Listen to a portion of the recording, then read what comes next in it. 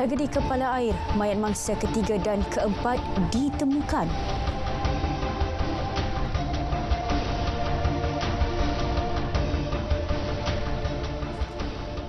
Assalamualaikum, salam Malaysia Madani. Berita tengah hari bersama saya, Faiz Syahiranizam. Susulan lawatan mengejut Perdana Menteri ke KLIA semalam pada majlis perjumpaan bersama warga Jabatan Perdana Menteri di Putrajaya, Datuk Seri Anwar Ibrahim menjelaskan lawatan berkenaan adalah bertujuan mengangkat martabat dan integriti Jabatan Imigresen yang berdepan dengan kritikan umum. Semalam saya sebelum menyambut keberangkatan pulang Badulia Mahmulia Seri Paduka Yang di-Pertuan Agong, saya sempat ke KLIA kerana ada sedikit sebanyak keributan kecil. Tentunya saya lihat umpamanya semua kaunter immigration berfungsi, maknanya majoriti staff immigration menjalankan tugas dengan baik. Tetapi seperti mana juga kita sedar dan sering saya tekankan, ada kelumpulan kecil yang masih biasa dengan sistem dan amalan yang lama. Saya percaya hal itu hal bidang kuasa SPRM yang harus bertindak. Selalu kita sebut nila setitik rosak sebelanga. Perdana Menteri bagaimanapun menjelaskan tidak wajar untuk terus memberikan perspektif secara umum bahawa ada kerosakan dalam imigresen. Dalam lawatan mengejut beliau kira-kira 30 minit di KLIA, Datuk Seri Anwar merumuskan urusan dan pengoperasian Jabatan Kastam Diraja Malaysia dan Jabatan Imigresen adalah terkawal. Pada masa yang sama, beberapa permasalahan yang ada akan disusuli dengan siasatan bagi penambahbaikan dan tindakan sewajarnya. Susulan tragedi kepala air di Jeram Mawar, Kemaman petang semalam, mayat ketiga dan keempat mangsa tragedi ditemukan pada pukul 11 dan 11.25 pagi. Untuk perkembangan terkini di sana, kita terus bersama Siti Jamilah Hanim Jamil. Jamie. Ya, Syera, terima kasih. Assalamualaikum, salam Malaysia Madani. Saya berada di Balai Polis Air Putih ini yang kalau tepatnya pos kawalan tempat kejadian, dan bersama saya kini Ketua Polis Terengganu Datuk Mazlim Azlan. Datuk, boleh kongsikan kepada kami di TV1 berapa ramai sebenarnya kalau kita dah jumpa mangsa? Assalamualaikum. Untuk perkembangan terbaru, setakat ini kita telah menemui 3 mangsa yang telah dikenali pasti, manakala 5 lagi mangsa kita telah jumpa juga, tetapi kita belum lagi kenal pasti. Manakala balance 1 lagi mangsa belum ditemui. Ya.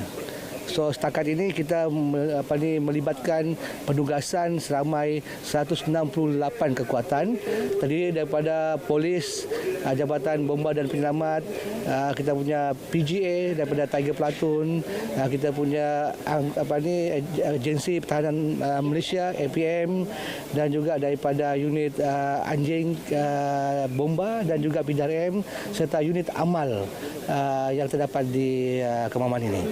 Datuk boleh kongsikan keadaan cuaca di lokasi kejadian ketika ini? Keadaan cuaca di lokasi amat baik dan ini telah memudahkan pencarian mangsa-mangsa di lokasi. InsyaAllah dengan keadaan yang baik ini kita akan cuba untuk mencari lagi satu lagi mangsa yang belum ditemui. Okey Datuk, terima kasih Datuk.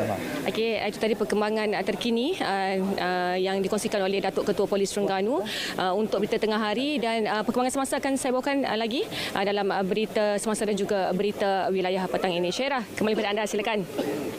Jamie, terima kasih.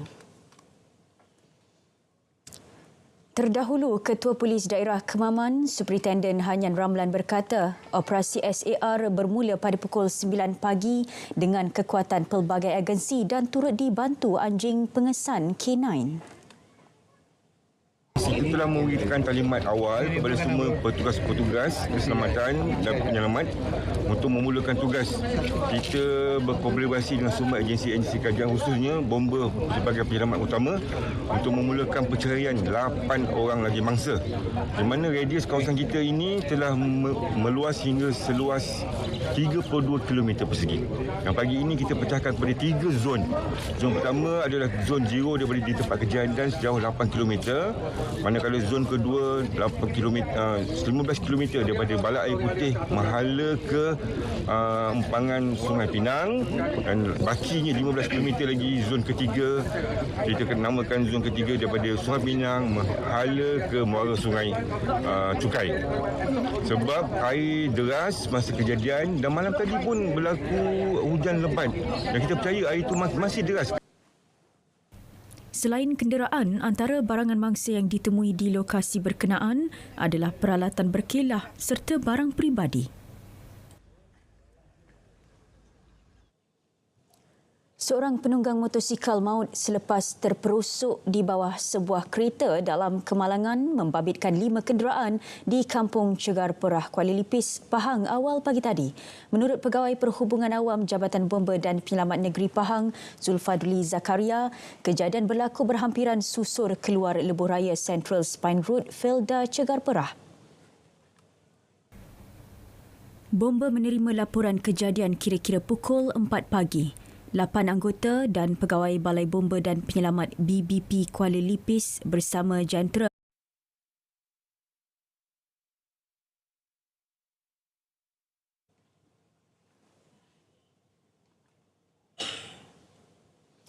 sebanyak 40,789 notis dikeluarkan atas pelbagai kesalahan berkaitan kegagalan mematuhi peraturan keselamatan jalan raya sepanjang Ops Hari Raya Aidiladha 2023. Pengarah kanan Penguatkuasaan JPJ, Datuk Lokman Jamaan berkata 201 kenderaan pula disita atas pelbagai kesalahan termasuk gagal memperbaharui pelindungan insurans dan tidak mempunyai lesen memandu. Di mana kita dapati sepanjang 3 hari ini 15,254 notis telah dikeluarkan kerana memandu melebihi had laju yang ditetapkan. Di mana 4,743 notis kesalahan melanggar lampu isyarat merah. Yang ini satu kesalahan yang sangat serius di mana kita boleh lihat banyak dilaporkan di aba-aba melanggar lampu isyarat merah ini hingga menyebabkan kemalangan, cedera parah dan kemalangan maut. Daripada jumlah keseluruhan, penunggang motosikal merupakan paling banyak melakukan kesalahan. Berdasarkan rekod jabatan itu juga, penunggang motosikal berusia antara 15 hingga 35 tahun dikategorikan sebagai golongan berisiko tinggi menghadapi kemalangan jalan raya termasuk melibatkan kematian. Selain itu, Datuk Lokman turut memaklumkan seorang pemandu bas ekspres di Terminal Bersepadu Selatan dikenakan tindakan penggantungan lesen atas kesalahan menggunakan bahan terlarang iaitu dadah jenis heroin. Beliau ditemui selepas mengetuai Ops Aidiladha di Alustar. Di Johor menerusi Ops yang sama, sebanyak 1,797 saman dikeluarkan JPJ atas 9 kesalahan. Pengarah JPJ Johor, Azmil Zainal Adenan berkata, 4,284 kenderaan diperiksa dengan 1,107 daripadanya diambil tindakan. Objektif penguatkuasaan yang dijalankan ialah memastikan kelancaran pergerakan perjalanan mengikut pada slogan Pandu Cermat Sampai Selamat. Menguatkuasakan dengan tegas dengan memberi tumpuan terhadap 9 kesalahan utama untuk memastikan keselamatan pengguna jalan raya ke arah mengurangkan kadar kemalangan dan kematian akibat kemalangan dalam tempoh perayaan Hari Raya Aidiladha 2023. Beliau ditemui pada operasi di Plaza Tools Kudai, arah selatan. Operasi Hormat Undang-Undang Jalan Raya bermula hari ini di 16 lokasi sekitar ibu negara sepanjang Julai. Ketua Polis Kuala Lumpur, Datuk Muhammad Suhaili Muhammad Zain berkata, operasi bertujuan membudayakan kesedaran di samping mendidik pengguna serta mengutamakan peraturan jalan raya. Saya rasa daripada sudut pembangunan infrastruktur kita memang first class or world class. Tapi daripada sudut pemanduan kita dan sebagainya, kita masih lagi berada di tahap yang paling rendah lah. So daripada kesedaran itu jugalah saya dan pegawai-pegawai saya merancang untuk mengembalikan martabat undang-undang jalan raya di ibu kota ini.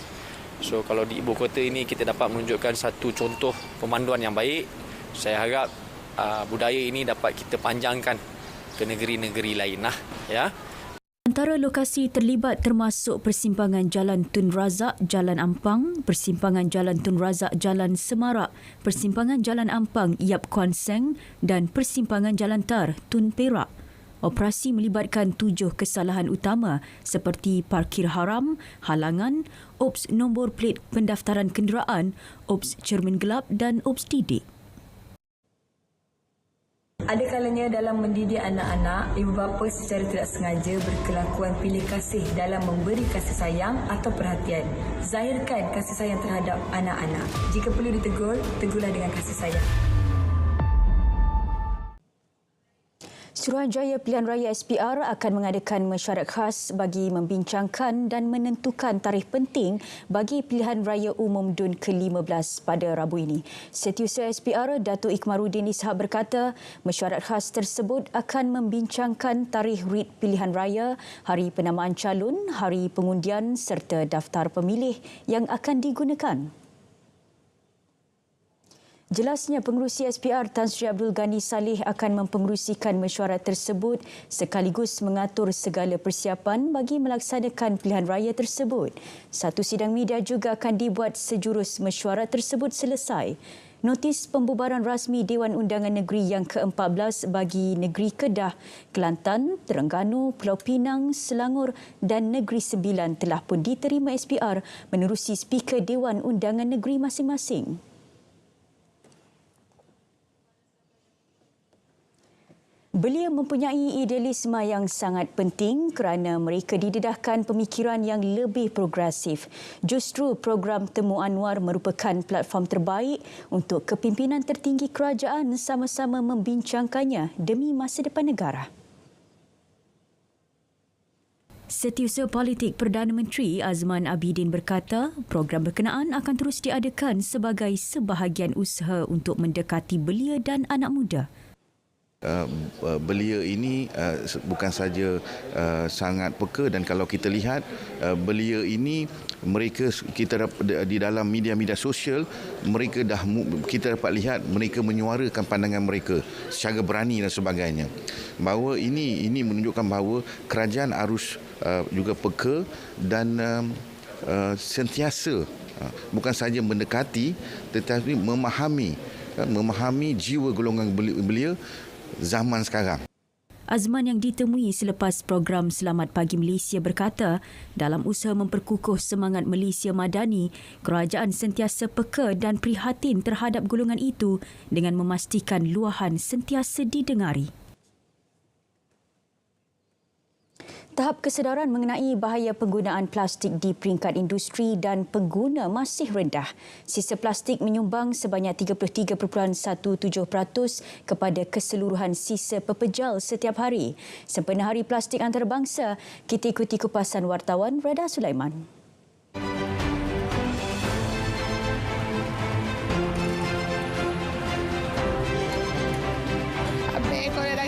Kita gunakan plastik sampai sekarang, tak tahulah bahaya ke tidaknya. Oh, tak tahu pula. Sebab kita kan selalu guna kan plastik ni. Bahaya jugalah sebab plastik ni boleh menyebabkan tersumbat longkang, sungai, apa semualah. Tahu saya penggunaan plastik ni dia tidak mudah untuk dia dia luput sendiri. International Plastic Day disambut pada 3 Julai 2023 memfokuskan kepada penyelesaian pencemaran plastik di bawah kempen Beat Plastic Pollution. Dunia sedang dibanjiri oleh plastik. Plastik juga merupakan satu punca utama kemerosotan kesihatan marin dan alam sekitar. Untuk meningkatkan kesedaran tentang kesan negatif plastik terhadap alam sekitar, mari bersama saya dalam laporan hari ini. Inisiatif Hari Tanpa Beg Plastik bertujuan membantu mengurangkan penggunaan plastik. Seteru, kesedaran tentang alternatif kepada plastik juga harus diperluas dan dipupuk. Masyarakat perlu ditekankan bahawa mereka perlu berubah dengan mengurangkan penggunaan plastik pakai buang ataupun plastik single use. Tanggungjawab sebenar terletak di tangan pengguna dengan menghentikan penggunaan beg plastik sekali guna dan beralih kepada alternatif mesra alam. Buat penonton semua, sekarang ni Malaysia adalah menggalakkan penggunaan eco-green. Oleh sebab itu, company ataupun syarikat kami mengeluarkan syarikat mempunyai 2 produk, iaitu menggunakan plastik yang mudah lupus dan yang kedua adalah plastik yang tahan lasak. Berkaitan dengan plastik huraian ataupun mudah lupus, kita gunakan plastik untuk singlet bag dan piring untuk kita mudah lupus. Maknanya apabila kita gunakan material dan jenis mudah lupus, dalam tempoh 5 bulan dia akan hancur dengan sendirinya. Menguruskan sisa plastik secara bertanggungjawab menjadi kunci kepada kelestarian alam sekitar agar dapat kita wariskan kepada generasi akan datang. Rida Sulaiman, RTM.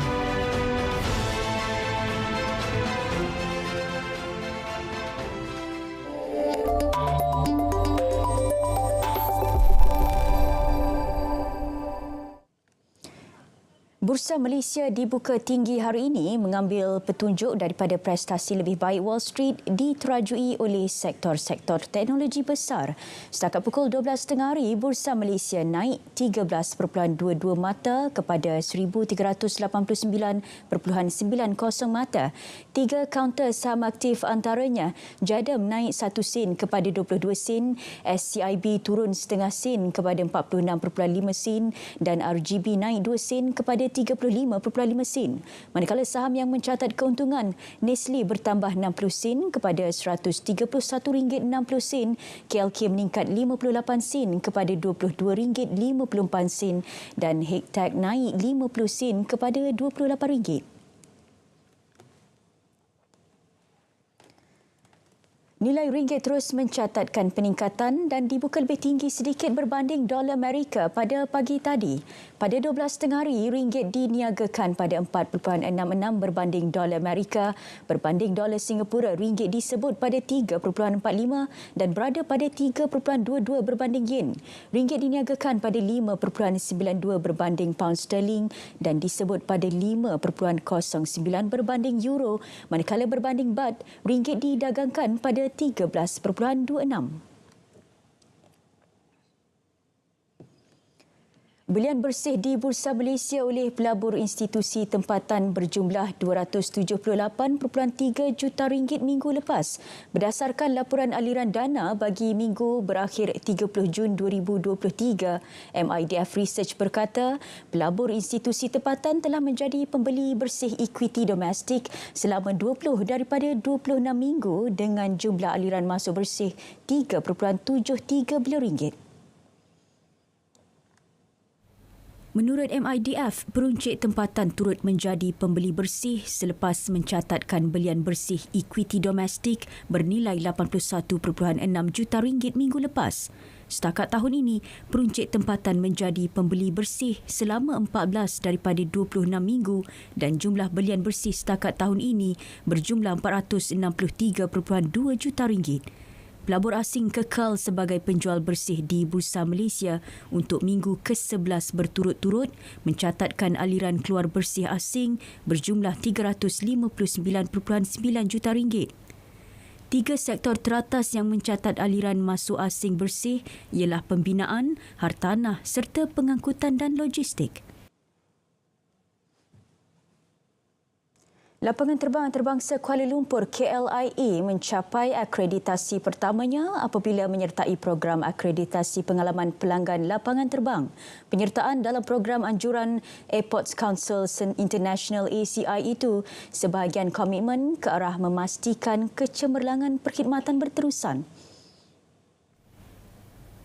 Pengarah Urusan Malaysia Airports Holdings Berhad MEHB Dato' Iskandar Mizal Mahmud menerusi kenyataan memaklumkan langkah tersebut bagi mendorong lebih banyak penambahbaikan di lapangan terbang. Ia akan menjadi komitmen jangka panjang KLIA dalam memberi perkhidmatan terbaik dan memastikan pengalaman penumpang yang lancar. Beberapa bulan lalu, MAHB turut memperkenal inisiatif baharu bagi memenuhi keperluan penumpang yang semakin bertambah. Antara lapangan terbang lain yang telah diakreditasi dalam program sama ialah lapangan terbang antarabangsa Abu Dhabi, lapangan terbang antarabangsa Hong Kong dan lapangan terbang antarabangsa Incheon.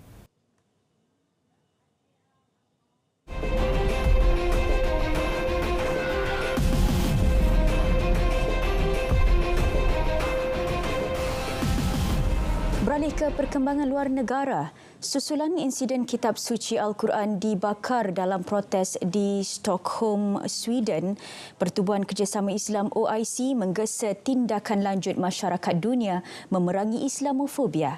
Setiausaha Hisin Ibrahim Taha berkata, undang-undang antarabangsa perlu digunakan untuk menghentikan kebencian agama. Beliau berkata perlu ada peringatan berterusan kepada masyarakat antarabangsa mengenai undang-undang antarabangsa yang jelas melarang sebarang advokasi kebencian agama. Kenyataan itu dikeluarkan selepas mesyuarat tergempar di Jeddah, Arab Saudi bagi membincangkan insiden itu. OIC mengecam sekeras-kerasnya perbuatan cela yang dilakukan oleh beberapa pelampau dengan niat menimbulkan kebencian, perselisihan dan perkauman. Polis Sweden dilaporkan telah memberikan kebenaran untuk protes diadakan. Bagaimanapun selepas pembakaran itu, polis mendakwa lelaki yang melakukan perbuatan itu bertindak atas hasutan. Seorang rakyat Palestin maut manakala seorang lagi cedera parah dalam serangan terbaru tentera Zionis di Bandar Jenin, Tebet Barat. Perkara berkenaan disahkan Kementerian Kesihatan Palestin susulan serangan berterusan Israel yang kononnya mendakwa sebagai usaha menghapuskan keganasan. Tentera Israel kerap melakukan serbuan di kawasan berkenaan yang ditadbir Presiden Mahmud Abbas. Menurut penduduk, peluru berpandu yang dilancarkan tentera Zionis telah jatuh ke atas sebuah rumah. Bagaimanapun, tentera Israel mendakwa mereka menyasarkan telah menyerang pusat operasi yang dikatakan berfungsi sebagai pos arahan Brigad Jenin. 2 terbunuh manakala 28 cedera dalam kejadian timbakan besar-besaran di Baltimore, Maryland, Amerika Syarikat semalam. Polis masih menjejaki penyerang berkenaan. Polis menerima panggilan mengenai kejadian kira-kira 12.30 pagi waktu tempatan. Pesuruhjaya Polis Baltimore, Richard Wally berkata motif jenayah masih belum dapat dipastikan. Datuk Bandar Baltimore, Brandon Scott menyifatkan tindakan penyerang sebagai melulu dan pengecut.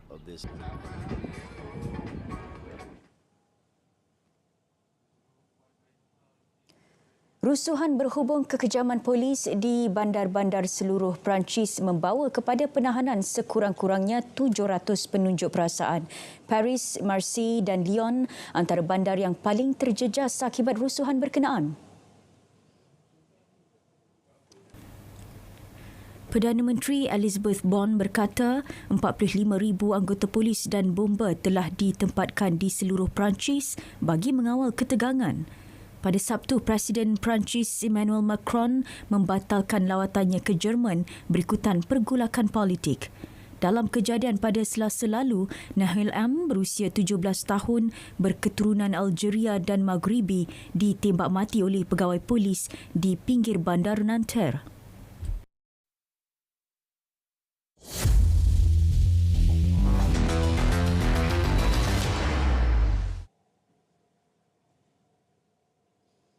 Beralih ke perkembangan sukan, juara Sukan Paralimpik 2016 Muhammad Rizwan Muhammad Puzi berlumara ke final dan menamatkan kejohanan olahraga para dunia di Paris Julai ini dalam kelompok 4 teratas. Ini bagi membolehkan dia mengesahkan tempat lebih awal ke Tamasya Paralimpik Paris 2024 dalam acara 100 meter T36 kecacatan fizikal. Menurut jurulatih pecut para negara Hamri Mahad, 4 pelari terbaik akan layak secara automatik ke Sukan Paralimpik 2024. Hamri berharap Rizwan mampu mencapai sasaran itu supaya persiapan latihan dapat dilakukan lebih awal. Jika gagal, dia masih berpeluang mengesahkan slot automatik ke Paris jika meraih kedudukan 2 teratas semasa Sukan Para Asia 2022 di Hangzhou, China. Hamri menetapkan sasaran kepada atlet veteran berusia 35 tahun itu untuk merekodkan 12.20 saat dalam kejohanan dunia di Paris.